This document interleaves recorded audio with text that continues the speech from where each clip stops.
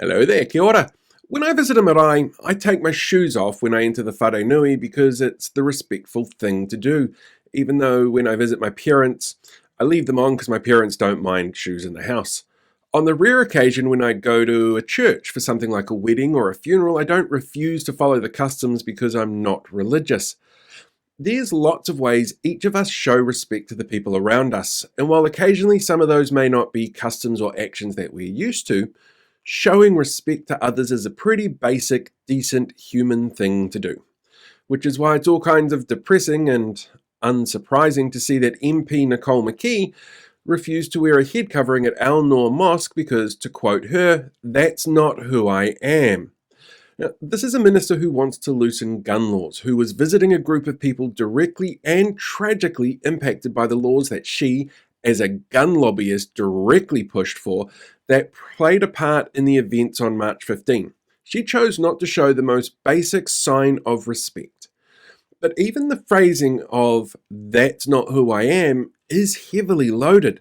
After the events of March 15, the phrase "this is not who we are" made the rounds on social media.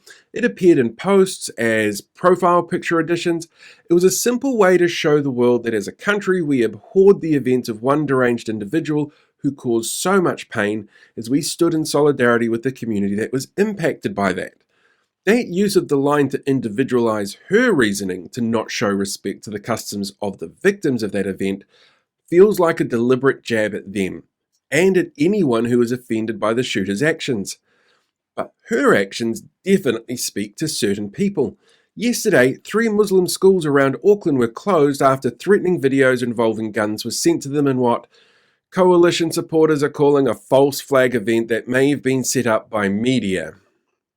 The actions here speak louder than words, like the action that she took to covertly and quickly change gun laws without full process, without public feedback and consultation, in a manner so fast officials couldn't even put together potential impact statements on whether or not those changes would have put public safety at risk.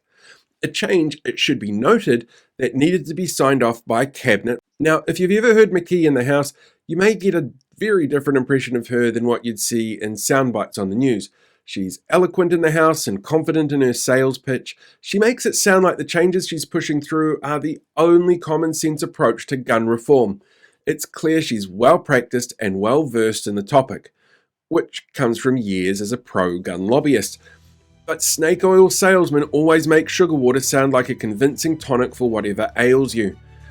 In the process to change these laws, McKee and Cabinet, by stealth, refused to take submissions from the Police Association, the Federation of Islamic Associations, and Gun Control NZ on the topic.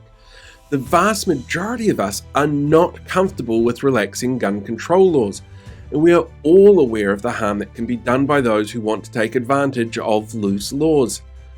Well, most of us are aware. It seems that for at least one MP, that's just not who they are.